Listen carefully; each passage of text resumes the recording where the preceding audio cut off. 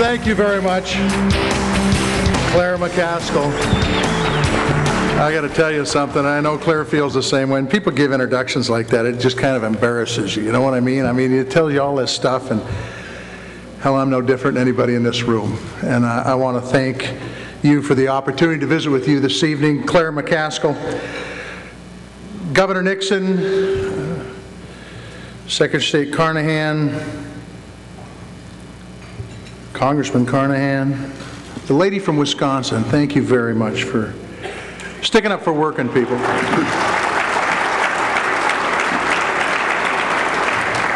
God knows we have a fair number of working folks here and a fair number of working folks in Montana. We need to stand up for them, that is for certain. It is great for a dirt farmer from the Big Sky country to be here in the Show Me State. I'm going to do something a little different tonight than I usually do. Normally I have the veterans stand up. Tonight I'm going to have everybody else stand up, and let's honor our veterans. Please stand. Veterans, you stay seated, and thank you for your service.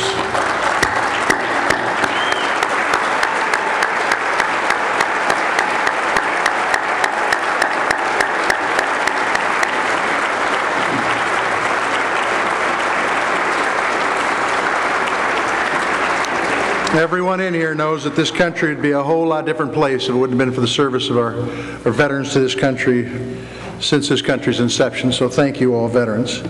I want to take you back to 2006.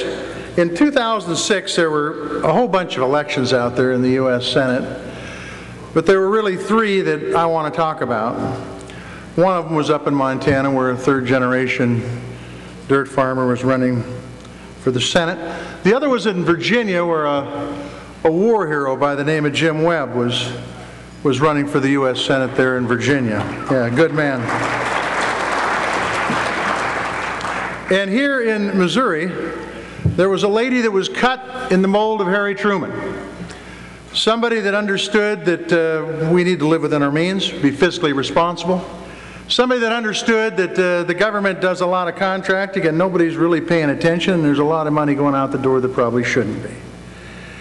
There were three tough races, and as Governor Nixon pointed out, that changed the makeup of the Senate.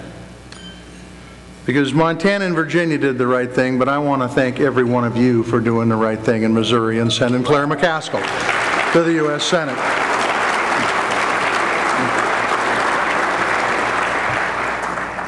I had the honor to preside the U.S. Senate earlier this week, and while I was presiding, I got to hear the Republican leader of the Senate talk about different issues. Now, this is a guy that's main goal as minority leader is to make sure that President Obama is not reelected.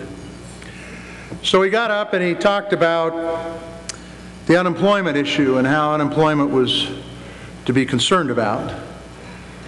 And I thought to myself, where were you during the Bush administration when we were losing 700,000 jobs a month?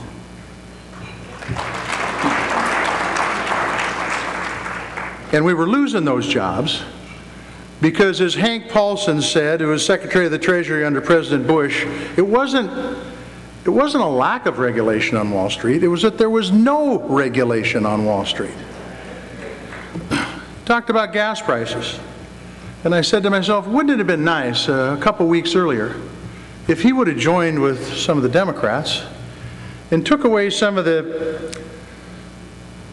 tax earmarks that go to our 5 biggest oil companies, some that have been around since 1960, and by God, I think they're on their feet by now, you know? But they weren't. And then he talked about the housing industry, and I happen to serve on the banking committee that deals with Fannie Mae and Freddie Mac, and I said to myself, why, if you're concerned about housing, why don't we fix that backstop on those 30-year mortgages so our housing market will turn back? It was so frustrating.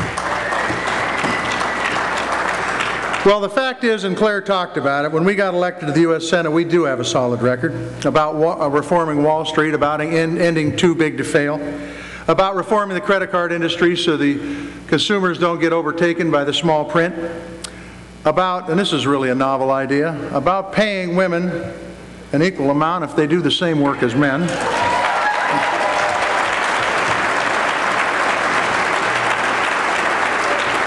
about a food safety bill that we passed that will not only protect the consumers for contaminated food, but also protect those family farmers that direct market their food to the consumer through farmers markets. About a recovery act, some called it a stimulus bill, but a recovery act that cut our taxes by billions of dollars and put billions of dollars into infrastructure during the time, much needed infrastructure. And about investments in education that we passed, mainly Pell Grants, that helped our kids be able to afford to go to school and raise themselves up on the economic ladder. Unfortunately, now we see what the Republican leader was talking about earlier this week, and that is partisanship. What we see is that great political theater, but not a hell of a lot of policy gets passed. Why? Well, we only need to look back as far as a thing called a continuing resolution at the end of the year, where we were going to fund the government for, actually it was more into January or February, fund the government for the year of 2011. We were working hard trying to make this thing work. And the other side of the aisle decided it was more important to penalize women by stripping them of their health care through Planned Parenthood. My God, come on. Really. It is time to put the politics away and start focusing on policy. It isn't the first time that's said here tonight. It's been said many, many times. This country was built by working together. Whether it was in Joplin, Missouri, or the floods here in Missouri, or whether it was my grandparents who came out 100 years ago with only their hands and a few neighbors around that worked together to build communities. Missourians know how to get it done. Montanans know how to get it done. We've got to send a message to Washington, D.C., so Washington, D.C. knows how to get it done, and so that crazy kind of legislation that they put up just to kill bills ends. The issues that we deal with are complex. They're complex, but they're not issues that we can't handle. The deficit and the debt, quite honestly, we're playing around with something on this debt limit thing that could drive this country back into a severe depression. It's nothing to play with. By the same token, I don't think there's anybody on either side of the aisle, in the U.S. Senate at least, that don't understand that the deficit and the debt is something we need to get our arms around. It's not nuclear physics. It's putting everything on the table and developing a plan in the short term and the long term for our budget so that everybody feels a little bit of pain and nobody feels all the pain. On jobs, it's a simple issue of investing in education. That'll create the foundation for jobs. For our businesses, it is investing in infrastructure like roads and bridges and electrical transmission and water systems, but it's also investing in research and development so our companies can stay on the cutting edge and be on the edge of technology and innovation to create their products. And we can do that. We can make those investments and we can reduce that deficit and that debt if we get away from the political showmanship and start working together. And quite frankly, it's got to be done, and it's got to be done. You folks in the Show Me State know exactly what it's like to utilize working together with common sense, and we can do it in Washington, D.C., too.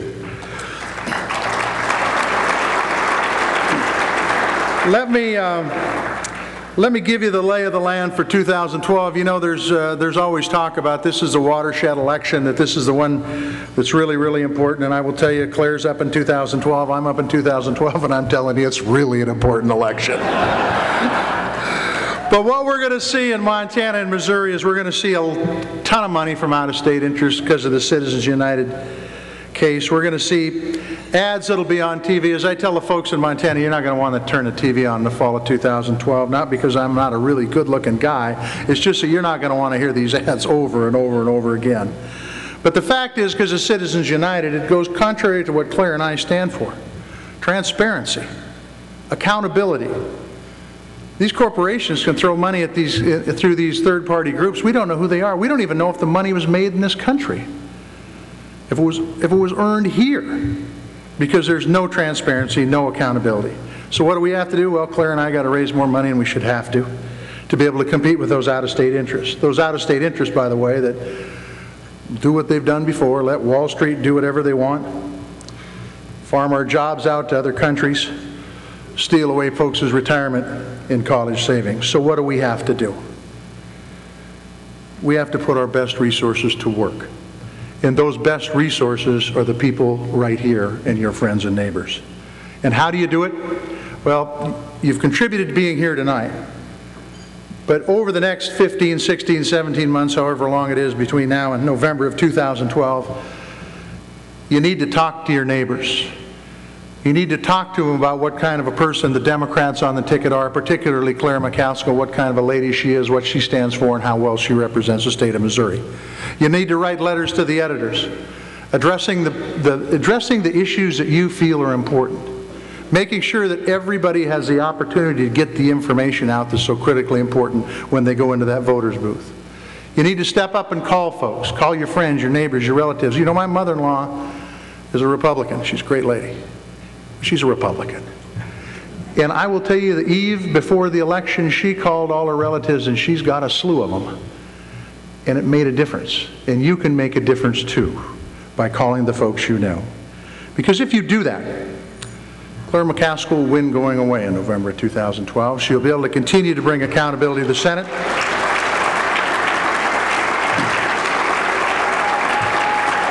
She will continue to empower small business and working families.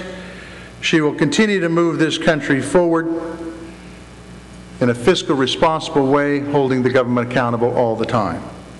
You know, we've heard some great folks here tonight. I heard for the governor, and he's talking about all the crazy doggone bills that went through. I mean, I've got to tell you, there is a pattern here. We elected a lot of folks in Montana this last cycle to our state legislature, and we had things like spear chucking bills and silencers on hunting rifles and the gold standard. I mean, there's a pattern here. And I very, very much appreciate the work that people in Wisconsin did fighting. That's only part of it. Part of it is we got to get the right folks that have the right values in the office, up and down, from county to state to national. It won't happen. It won't happen by us sitting on our hands. It's going to happen by a lot of hard work, a lot of shoe leather, as the two ladies were up here before now. It's going to happen by working together. It's going to happen by holding people accountable. And if we do that, we will make Missouri a better state, Montana a better state, and this country a better country. God bless you, and God bless America.